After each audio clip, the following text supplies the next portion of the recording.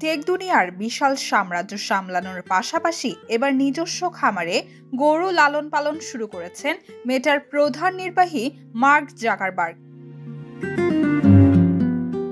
তার লক্ষ্য বিশ্বের উৎকৃষ্টতম অর্গানিক গরুর মাংস উৎপাদন করা। এজন্য যুক্তরাষ্ট্রের হাওয়াই রাজ্যের কুয়াই দ্বীপে বিশাল গরুর খামার দিয়েছেন জাকারবার্গ। সম্প্রতি নিজের ফেসবুক পোস্টে এই কথা জানান তিনি। পোস্টে জাকারবার্গ জানান, তার খামারে পালনের জন্য ওয়াগিউ এবং অ্যাঙ্গাস প্রজাতির গরু বেছে নেওয়া হয়েছে। গরুগুলোকে ম্যাকাডেমিয়া বাদামের মতো দামি খাবার এবং স্থানীয়ভাবে উৎপাদিত বিয়ার খাওয়ানো হয়।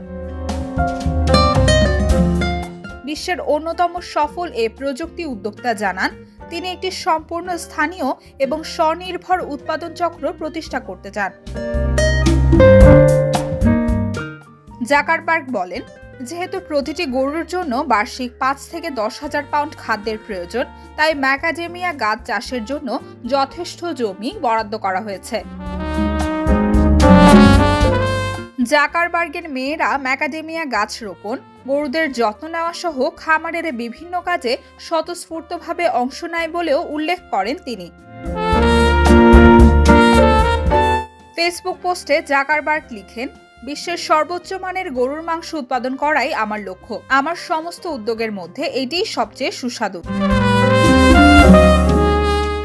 উল্লেখ্য, ২০১১ সালে এক ফেসবুক পোস্টে জাকারবার্গ নিজেকে শর্ত সাপেক্ষে ভেজিটেরিয়ান বলে দাবি করেছিলেন।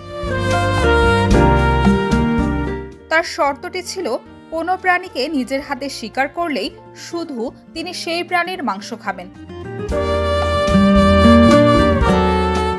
মার্কিন ম্যাগাজিন ওয়ার্ডের গত বছরের ডিসেম্বরের এক প্রতিবেদন অনুসারে জাকারবার্গ হাওয়াইতে তার ১,৪০০ একরের টপ সিক্রেট কম্পাউন্ডে এখনো পর্যন্ত প্রায় $১০০ মিলিয়ন বিনিয়োগ করেছেন